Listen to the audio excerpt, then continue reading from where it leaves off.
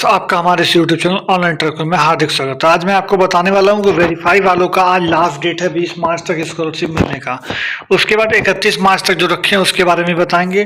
साथ ही साथ कितना परसेंट नंबर लाने वालों को स्कॉलरशिप मिल जाता है, बाकी लोगों को नहीं मिलता है क्या, ऐसा सब कुछ जो भी है तो हम इस बात को आज आपको डिस्कस करने वाले हैं। तो चलिए वीडियो को आप लाइक कर दीजिएगा, चैनल को सब्सक्राइब कर दीजिएगा। चलिए वीडियो की शुरुआत करते हैं।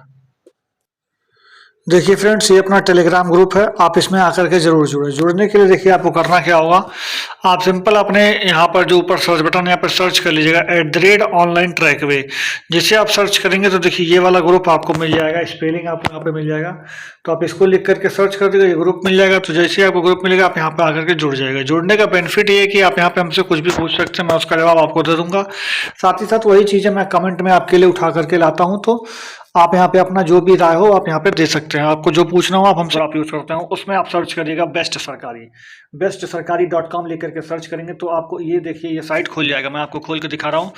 जैसे ही आप बेस्ट सरकारी .com लिख करके सर्च करेंगे ये साइट खुल जाएगी आपकी। यहाँ पर देखिए आपको क्या क्या मिलेगा, आपको एसएससी जीडी से संबंधित रिजल्ट वगैरह या फिर स्टेट वाइज उसका कट ऑफ वगैरह वो भी मिल जाएगा। उसके साथ ही साथ आपको इंडियन पोस्ट पे मतलब जो ग्रामीण का आया हुआ है जीडीएस की वैकेंसी, उसका फॉर्म, रिजल्ट और एएनएम एचएनएम सबका यहाँ पर आ रहा है। तो आप यहाँ पर देख सकते हैं, यहाँ पर आप कोई भी जॉब की तैयारी करते हैं या फिर कुछ भी हो। उसके साथ ही आप यहाँ पर स्कॉलरशिप की भी जानकारी लेंगे। स्कॉलरशिप का कैसे लेंगे, देखिए यहाँ पे ओल्ड पेंशन स्कीम वगैरह हर चीज़ के बारे में यहाँ बताया जाता है आपको। अब मैं आपको दिखाता हूँ यहाँ पे स्कॉलरशिप का कहाँ है। देखिए फ्रेंड्स, ऊपर के टॉप मोस्ट पर आपको यहाँ पे यूपी स्कॉलरशिप स्टेटस दिख रहा है, आप यहाँ पर क्लिक कर लीजिएगा। जैसे ही आप क्लिक करेंगे तो आपको देखिए यूपी स्कॉलरशिप के पूरी मतलब आपको आर्टिकल खुल करके सामने आ जाएगी। यहाँ पर आप अपना स्कॉलरशिप कैसे चेक करें, कैसे क्या करना है, लिंक वगैरह आपको यहाँ पर सब कुछ दिया गया है। जैसे करेक्शन का जो कि लिंक वगैरह क्या क्या है, कैसे पैसा चेक करेंगे, कैसे रजिस्ट्रेशन नंबर पता करेंगे, तो ये सारी चीज़ें यहाँ पर आपको दी गई हैं। तो आप यहाँ पर आइए, अपना चेक करिए। यहाँ पर लिंक दिया गया स्टेटस चेक करने का, पेमेंट चेक करने का, पीएफएमएस वगैरह का, रजिस्ट्रेशन नंबर वगैरह, तो सब कुछ आपको यहाँ दिया गया। जैसा कि कल मैंने आपको बताया था, मैं आज एक बार फिर से बता देता हूँ आपको कि जनरल, ओबीसी, एसटी और ये माइनॉरिटीज़ का, बाकी एससी का, ये दो टाइप में स्कॉलरशिप आता है। क्या पहला जो इन सारी कैटेगरीज का है तो इन सारे का दो किस्त में आता है, एक शुल्क प्रतिपूर्ति, एक छात्रवृत्ति।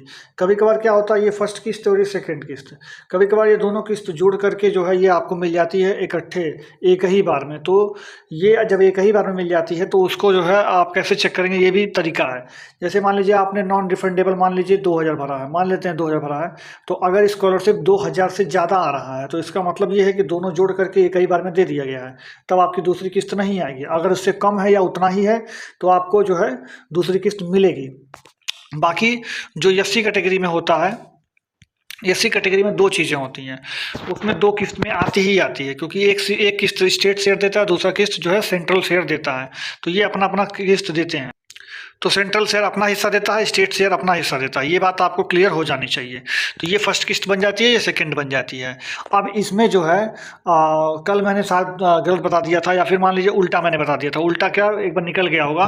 तो ये स्टेट शेयर जो होता है वो 40% होता है, बाकी जो ये सेंट्रल शेयर होता है 60% होता है। हम अपनी बात से मतलब जो है इस बात को हम करेक्ट कर रहे हैं, तो आप इसको सहमत करिएगा, ठीक है। कल जो है मतलब इसमें हमारे मुँह से जो है यहाँ पर 60 निकल गया था और यहाँ पर 40, तो इसको हम कट करते हैं।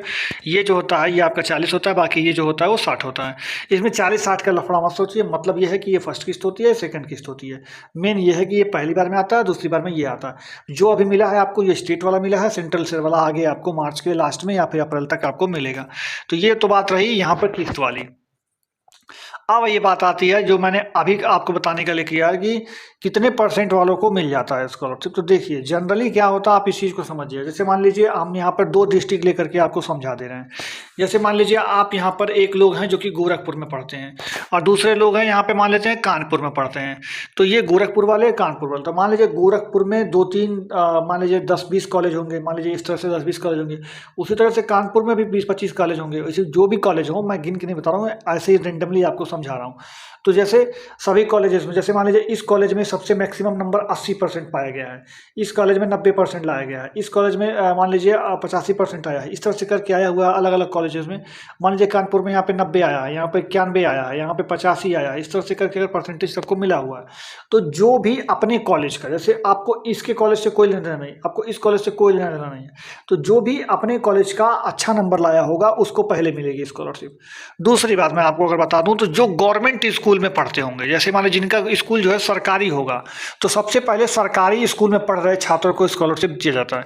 जैसे मान लीजिए अगर आप गवर्नमेंट पॉलिटेक्निक से गवर्नमेंट कॉलेज के पॉलिटेक्निक से पॉलिटेक्निक कर रहे हैं, या फिर आप बीटेक कर रहे हैं, या फिर आप बीएड कर रहे हैं, या फिर आप बीए बीएससी भी कर रहे हैं, तो अगर आप यूनिवर्सिटी से कर रहे हैं, तो जहाँ भी गवर्नमेंट लग जाता है ना, जैसे गवर्नमेंट एएनएम कर रहे हैं, गवर्नमेंट एमबीबीएस कर रहे हैं, कुछ भी अगर आप सरकारी कॉलेज से पढ़ रहे हैं, तो आपकी स्कॉलरशिप आने की चांसेस बढ़ जाते हैं, अदर देन जैसे प्राइवेट कॉलेजों के। प्राइवेट कॉलेजेस में क्या होता है कि बहुत सारे स्कूल्स ऐसे भी हैं जो फर्जी तरीके से स्कॉलरशिप लेते हैं और देते हैं, तो इसलिए उन लोगों पर विश्वास न होने के कारण उन लोगों को स्कॉलरशिप लास्ट में ही दिया जाता है। बहुत सारे स्कूल को तो ब्लैकलिस्ट कर डाले हैं लोग, तो उनको तो स्कॉलरशिप देते ही नहीं है लोग। तो ये ऐसे भी कंडीशंस बनते हैं। तो जो भी गवर्नमेंट कॉलेज में पढ़ते हैं पहले उनको स्कॉलरशिप मिलता है, उसके बाद जो प्राइवेट कॉलेज में पढ़ते हैं उनको मिलता है। ऐसा नहीं है कि प्राइवेट वालों को नहीं मिलता, मिलता है लेकिन उसके बाद मिलता है। कहने का मेन ये है कि पहले प्रीफर किया जाता है गवर्नमेंट वालों को, उसके बाद आपके मतलब जो है प्राइवेट कॉलेज वालों को प्रीफर किया जाता है। ये सच्चाई है, इसमें कोई लेना देना मतलब कोई दो राय नहीं कि ऐसा है कि हम झूठ बोल रही है वो कोई मतलब गवर्नमेंट वालों को बढ़ा रहे हैं प्राइवेट वालों को कम कर, ऐसा कुछ नहीं। सरकार भी यही मानती है तो मैं क्या करूं। तो पहले गवर्नमेंट को मिलेगा फिर आपको प्राइवेट को मिलेगा, ये बात सच है। तो मान लीजिए आपके जो भी हैं गवर्नमेंट कॉलेजों में भी, अब मान लीजिए गवर्नमेंट कॉलेज में पढ़ रहे हैं तो क्या सबकी स्कॉलरशिप आ जाएगी? जी नहीं, जो उनमें से भी जो अच्छे मतलब जो नंबर लाए होंगे उनको मिलेगा, बाकी से जो नीचे से 10-5 लोग होते हैं उनको नहीं मिलता है स्कॉलरशिप। तो ये बात तो बात की बात हो जाएगी। लेकिन अगर सबसे पहले बात देखा तो पहले गवर्नमेंट फिर प्राइवेट, ये रही बात उसकी। अब परसेंटेज जो है, तो परसेंटेज में भी आपका वो है कि आपके अपने कॉलेज में जिसका सबसे ज़्यादा नंबर होगा पहले उसको मिलेगा, फिर उसके बाद मिलेगा, फिर उसके बाद मिलेगा। तो इस तरह से करते करते करते करते एक मतलब डेडलाइन रख देते हैं वो लोग, एक तरह से उसको डेडलाइन रख देते हैं कि भैया अपना जो है 60% वालों से कम नहीं देंगे, ऐसा लिख देंगे, या फिर 55% वालों से कम को नहीं देंगे, ऐसा वो लोग अपना क्राइटेरिया अपने हिसाब से सेट करके वो लोग दे देते हैं। जनरली क्या होता है, जनरली 65% अगर आपका मार्क्स है, 60 से 65% अगर आपका मार्क्स है तो आपको स्कॉलरशिप मिलने की उम्मीद हो जाती है। मतलब 60 नंबर से 60% से ज़्यादा अगर आपका स्कोर है तो जनरली यही होता है कि स्कॉलरशिप मिल जाती है अमूमन। लेकिन कभी कभार क्या होता है कि नहीं भी मिलती है, इसमें कोई वो नहीं है। तो इसलिए ये बात रही परसेंटेज की। बाकी इस बार क्या है, इस बार अटेंडेंस परसेंटेज का भी मतलब लफड़ा लगा दिए हैं। हर बार क्या होता था अटेंडेंस परसेंटेज से कोई मतलब लेना देना नहीं होता, लेकिन इस बार क्या है अटेंडेंस परसेंटेज का भी लफड़ा लग गया है। यानी 75% से जिससे कम होगा उसका तो वैसे ही नहीं मिलेगा, उसके बाद में भी जिसका अच्छा नंबर परसेंटेज नहीं रहेगा, मतलब जिसका परसेंटेज जो है उपस्थिति के ज़्यादा अच्छा रहेगा उसको पहले मिल जाएगी। तो ये सारा क्राइटेरिया लोग तय करके आपको स्कॉलरशिप देते हैं। मेरा मानना तो ये है कि सभी बच्चों को मिल जानी चाहिए, चाहे कम हो चाहे ज़्यादा हो, पढ़ते तो सभी लोग हैं, फीस तो सभी लोग भरते हैं, लेकिन सरकार उतना बजट नहीं रखती है, तो इसलिए इस कारण से ये लोग अपना अपना क्राइटेरिया फिक्स करते रहते हैं। कभी कभार क्या होता है कि जनरल को ज़्यादा देते हैं, कभी कभार SC ST को ज़्यादा दे देते हैं, कभी OBC को दे देते हैं, कभी किसी और को, कभी किसी और को, वो उनका जो है अपना चलता रहता है। तो वीडियो अगर आपको यहाँ तक समझ में आया और लाइक कर दीजिएगा, चैनल को सब्सक्राइब करके बेल आइकन दबा दीजिएगा। मिलेंगे अगली वीडियो में। जय हिंद, जय भारत, धन्यवाद।